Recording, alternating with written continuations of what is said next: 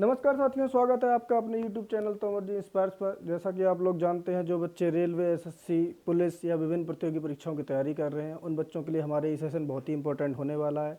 अभी तक जिन लोगों ने हमारे YouTube चैनल को सब्सक्राइब नहीं किया, कृपया करके सब्सक्राइब कर लें, बेल आइकन का बटन दबा दें और हमारे वीडियोज़ को ज़्यादा से ज़्यादा लाइक और शेयर करें, जिससे कि हम जो प्रयास आप लोगों के लिए किया है वो प्रयास काफ़ी लोगों तक पहुँच सके और लोग उससे लाभान्वित हो सकें। चलिए साथियों, समय ना खराब करते हुए आज के अपने थंबनेल पर विचार करते हैं। हमने आज का थंबनेल आपके लिए रखा है कि दिल्ली में दीपावली से पहले ही वायु प्रदूषण, क्या हाल है इसका, क्या स्थिति है, इस पर विस्तृत चर्चा करेंगे साथियों। एग्जाम पॉइंट ऑफ व्यू से बहुत ही ज़्यादा इंपॉर्टेंट है ये वायु प्रदूषण, जिसकी गणना हम AQI से करते हैं। अब ये AQI क्या है? AQI होता है air quality index. Air quality index साथियों, एयर क्वालिटी इंडेक्स चेक करने के लिए मशीनें लगाई जाती हैं, जिससे कि हम इसकी जो हमारे वायु प्रदूषण होता है उसकी गुणवत्ता की जांच करते हैं। लेकिन वायु प्रदूषण को जानने से पहले हम जान लें, तीन टर्म को जानना बहुत ज़रूरी है। पहला टर्म हमारा होता है फॉग। फॉग क्या होता है साथियों? जो सर्दी के दिनों में कोहरा जो होता है उसको हम फॉग कहते हैं। ये क्या करता है साहब? ये विजिबिलिटी को कम करता है। विजिबिलिटी कम करके ये 1 किलोमीटर से लेके 100 मीटर तक, 200 मीटर तक भी ले आता है। खतरनाक होता है, लेकिन इसका जो है शरीर पर ज़्यादा हार्मफुल इम्पैक्ट नहीं होता है। केवल जो है विजिबिलिटी कम करता है, जिससे हमें यातायात हमारा बाधित होता है और कोई भी समस्या इससे नहीं होती है। दूसरा टर्म साथियों हमारा होता है स्मोक। स्मोक क्या होता है? जिसको हम धुआं कहते हैं। जैसे कोयला जलाने से या फैक्ट्रियों से या NTPC के कारखानों से, जिन भी चीज़ों से कोयला जलाकर हम जो भी उत्पाद बनाते हैं, उससे बिजली बनाए, जो कुछ भी बनाए, उससे स्मोक निकलता है, जिसको हम धुआं कहते हैं। इसमें क्या होता है साहब? इसमें कार्बन डाइऑक्साइड, कार्बन के और कार्बन मोनोऑक्साइड के ऑक्साइड्स होते हैं, इसके अंदर सल्फर के ऑक्साइड्स होते हैं और इसके अंदर HCl होता है और हाइड्रोजन फ्लोराइड्स होते हैं, और यह शरीर के लिए बहुत ही ज़्यादा नुकसानदेह होता है। लेकिन जब ये दोनों मिल जाते हैं, कौन? फॉग और स्मोक। फॉग और स्मोक जब मिल जाता है तो एक नया टर्म बनता है, जिसको हम स्मोक कहते हैं। ये क्या होता है? ये होता है mix of fog and smoke. इसमें क्या क्या होता है? इसमें सल्फर डाइऑक्साइड्स होते हैं और तरह तरह के हैजार्डस चीज़ें होती हैं जो स्वास्थ्य के लिए बहुत ज़्यादा खतरनाक होती हैं। इस टर्म पहली बार एग्जाम पॉइंट ऑफ व्यू जो बहुत ही इंपॉर्टेंट है, स्मॉग टर्म का पहली बार इस्तेमाल 1905 में किया गया था। अब साथियों, ये सब दिल्ली की चर्चा साहब क्यों हो रही, थोड़ी सी फौरी तौर पर हम जानकारी ले लेते हैं। साथियों क्या है कि जब हम AQI लेवल ज्ञात करते हैं, एयर क्वालिटी इंडेक्स जब हम ज्ञात करते हैं, तो उसके लेवल्स बनाए हुए हैं, लेवल किस आधार पर बनाए हुए हैं? ये PM 2.5 ज्ञात किया जाता है मशीनों के द्वारा, और उसके द्वारा हमने इसके लेवल तय किए। हमने नहीं तय किए, सरकारों ने तय किए हैं या विभिन्न पर्यावरणविदों ने तय किए हैं। क्या तय किया है कि अगर 0 से 12 तक PM 2.5 रहता है तो ऐसा माना जाता है कि जो AQI लेवल है वो 0 से 50 है। यानी 0 से 12 तक जब PM 2.5 रहेगा तो उसका लेवल 0 से 50 होगा, और इसकी स्थिति अच्छी मानी जाती कि हाँ भाई, ऐसी जो वायु है, गुणवत्ता जिसकी वायु की है वो ठीक है, आपके स्वास्थ्य के लिए कोई भी नुकसानदेह चीज़ नहीं है। लेकिन ये लेवल जब बढ़कर 12.1 से 35.4 होता है, देखिए बढ़ता चला जा रहा है, तो ये संतोषजनक माना जाता है कि हाँ, 51 से लेकर 100 तक AQI लेवल है और ये शरीर के लिए ठीक, मतलब हाँ संतोषजनक है, बहुत अच्छा नहीं है, लेकिन हाँ ठीक है, जी सकते हैं इसके अंदर। यानी जब PM लेवल 12.1 से 35.4 होगा तो जो हमारा AQI लेवल होगा वो 51 से 100 तक होगा, ये संतोषजनक होगा। लेकिन उससे आगे अगर हम बढ़ेंगे तो 35.5 से 55.4 जब आएगा, और इसमें जब AQI लेवल 101 से 150, इसके आधार पर इसे तय करते हैं ना, 150 होगा, तो ये माना जाता है कि मध्यम है। अब मध्यम कैसा है? जो यंग एज के लड़के हैं, जिनको कोई बीमारी नहीं है, जो ठीक है, उनके लिए तो ठीक है, मतलब चल सकता है काम। लेकिन अब जो लोग बीमार हैं, मतलब जिन लोगों को डिजीजेज हैं या जो लोग बुजुर्ग हैं, उन लोगों के लिए थोड़ा सा नुकसानदेह है। आगे बढ़ते हैं साथियों।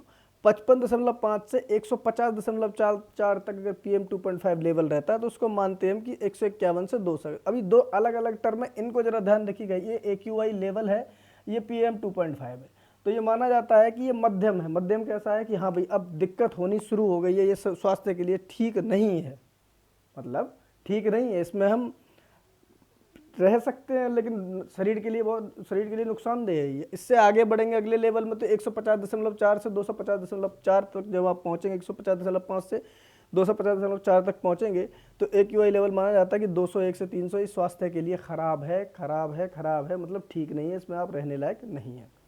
उससे भी ज़्यादा खतरनाक क्या होता है? 250.5 से ऊपर जब PM 2.5 चला जाता है तो ये मानते हैं कि AQI एयर क्वालिटी इंडेक्स जो है वो 301 प्लस हो चुका है। ये शरीर के लिए बहुत ही ज़्यादा गंभीर है।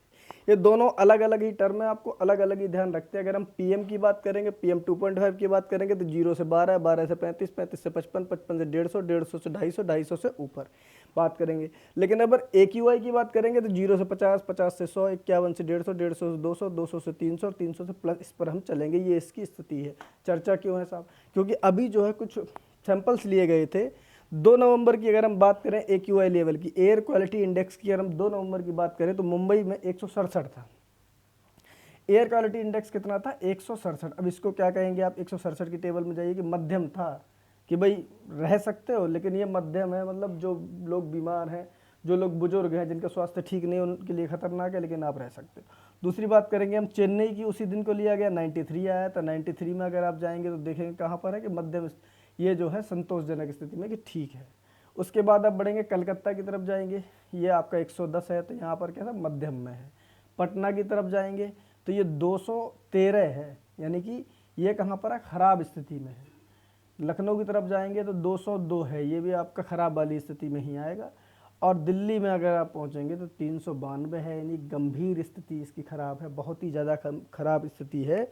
ये बात कर रहे हैं हम AQI लेवल की, तो पहली वाली टेबल से हम इसको देखेंगे। यदि दिल्ली सबसे ज़्यादा खतरनाक स्थिति में, रहने योग्य इस समय नहीं है।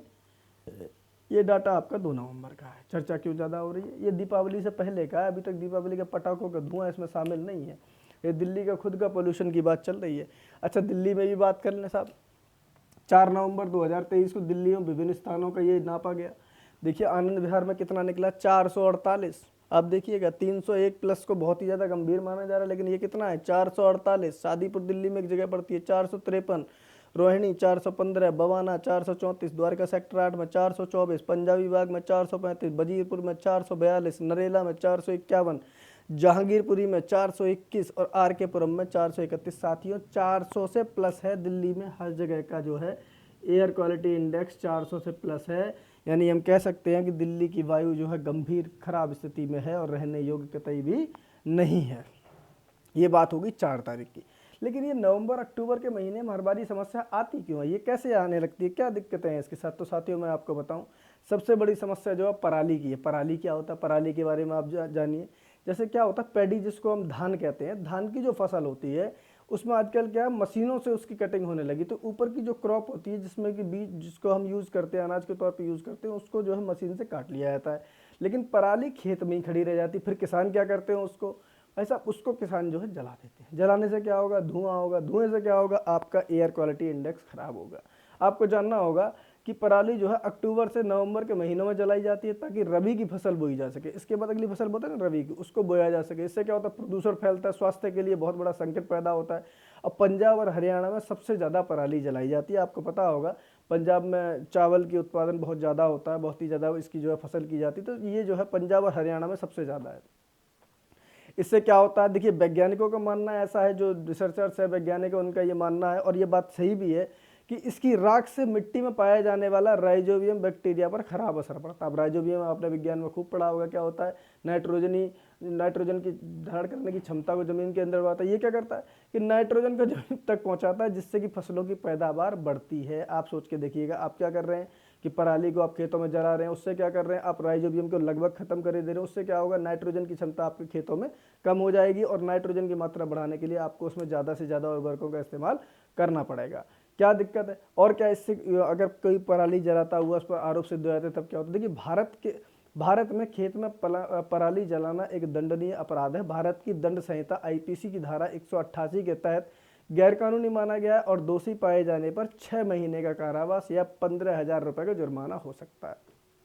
चलिए, ये तो होगी समस्याओं की बात।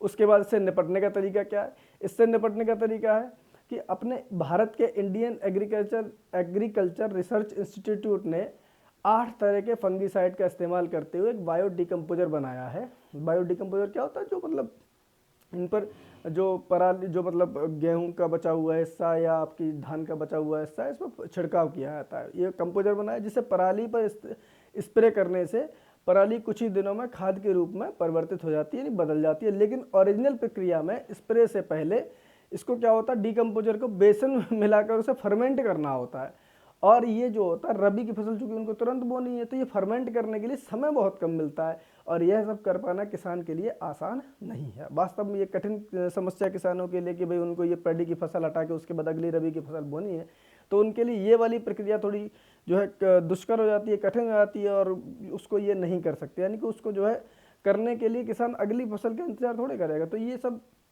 इस प्रक्रिया को अमल में नहीं ला पा रहे, लेकिन ये वैज्ञानिकों द्वारा बताई गई अच्छी प्रक्रिया। इससे क्या होगा, आपकी जो है जैविक खाद तैयार होगी। चलिए उसके बाद क्या करते हैं, इसके लिए करा क्या जाए, अपने तौर पे क्या कर सकते हैं। देखिए इसके अपने तौर पे क्या कर सकते हैं किसान लोग, सबसे पहले फसल को पूरी तरह से काटा जाए। जो आपका जो ऊपर का जो क्रॉप है उसको आप हटा देते, उसके बाद पराली जो खेत में खड़ी रह जाती है उसको पूरा हटाना है। जैसे पहले हुआ करता था, पूरा जो धान हमारे क्षेत्र में तो उसको प्यार कहते हैं, उसको धान का जो क्रॉप के ऊपर के हिस्से के बाद जो नीचे की डंडी टाइप बचती है उसको हमारे यहाँ प्यार कहते हैं, हमारे उत्तर प्रदेश की भाषा में प्यार कहते हैं, उसको काट लिया जाता था। आप भी उसको पूरा करके काट लीजिए, पहला। दूसरा क्या है, बड़े बड़े बंडल बनाकर विद्युत उत्पादन के लिए थर्मल प्लांटों को बेचकर पैसे कमाए जा सकते हैं। ये बड़ा आसान तरीका है कि आप उसको पूरा काट लीजिए, और आप जानते हैं एनटीपीसी जो थर्मल पावर प्लांट्स होते हैं उनके अंदर इसको आसानी से बेचकर पैसा कमाया जा सकता है। और उससे क्या होगा, उधर तो बिजली बन जाएगी, इधर आपकी जेब भी गर्म हो जाएगी।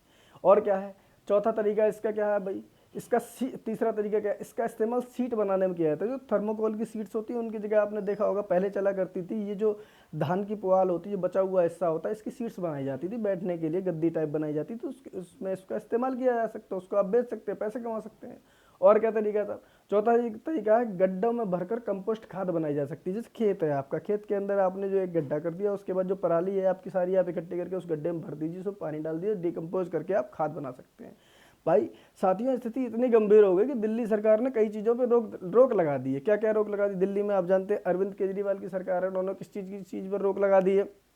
उन्होंने राष्ट्रीय महत्व की परियोजना के अलावा सभी तरह के निर्माण कार्य बंद कर दिए हैं दिल्ली में, यानी कोई भी निर्माण कार्य नहीं हो। निर्माण कार्य से सर क्या दिक्कत होगी, देखिए निर्माण कार्य में क्या होता है, धुआं, जो धूल होती है, जो कंस्ट्रक्शन होता है, तोड़ फोड़ होती है, उसके अंदर जो है धूल होती है, और ये जो है AQI लेवल को और ज़्यादा बढ़ा देती है। केवल धुआं होना ही जो है वायु प्रदूषण नहीं है ना, उसके अंदर जो धूल कण मिल जाते हैं, मिट्टी गंदगी मिल जाए, वो भी हवा के साथ साथ फैलती है। उससे क्या होगा, AQI लेवल बढ़ेगा, वो भी तो अपने फेफड़ों के अंदर ही जाएगी ना, नुकसान देगी शरीर को।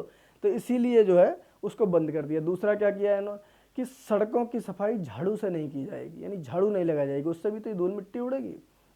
तीसरा क्या है, नियमित तौर पर पानी का छिड़काव किया जाएगा, जिससे कि जो भारी धूल कण हवा में उड़ रहे हैं वो जमीन पर धीरे धीरे बैठ जाए और एयर क्वालिटी ठीक ठाक हो जाए। उसके बाद चौथा क्या है, ये बड़ा अच्छा तरीका किया कि बस समेत सभी तरह के सार्वजनिक वाहनों की संख्या बढ़ाई जाएगी, दिल्ली की सरकार का अच्छा कदम है। और क्या किया गया है कि पत्थरों की कटाई जैसी गतिविधियों पर रोक होगी, जैसे कहीं पर टाइलिंग होती है या पत्थरों की नक्काशी बनाई जाती है, इस तरह के व्यापार होते हैं, उन पर बिल्कुल रोक लगा दी गई है। हॉट मिक्स प्लांट और ईंट के भट्टे चलाने पर भी रोक लगा दी गई है।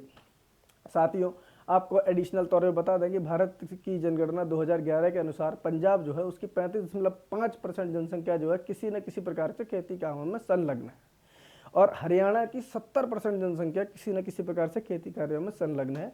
साथियों, आपको जान के हैरानी होगी कि इस तरह की एयर क्वालिटी में जो पेट में बच्चा पल रहा होता है उसको भी नुकसान होता है। अब इंसान जो डायरेक्ट सांस ले रहा है उसकी तो बात ही छोड़ दीजिए, जो बच्चा गर्भ में पल रहा है, जो डायरेक्ट सांस नहीं ले रहा, अपने माँ के थ्रू जीवित है, उसको भी नुकसान है।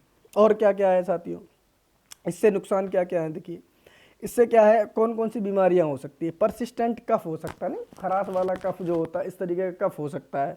और क्या होता है, आई इरिटेशन, आंखों में जो है जलन टाइप हो सकती है, अजीब सी अड़चन, मतलब अड़चन जैसी फील होती है आंखों में, वो हो सकती है। ब्लड प्रेशर और ब्रेन स्ट्रोक हो सकता है, ब्लड प्रेशर बढ़ सकता है, ब्रेन स्ट्रोक हो सकता है। उसके बाद हार्ट संबंधी दिल की बीमारियां हो सकती हैं, थ्रोट इन्फेक्शन हो सकता है, गले का इन्फेक्शन हो सकता है, रेस्पिरेटरी डिसीज होती है, देखिए फेफड़ों से संबंधित सारी चीज़ें, तो रेस्पिरेशन सांस संबंधी बीमारियां हो सकती हैं।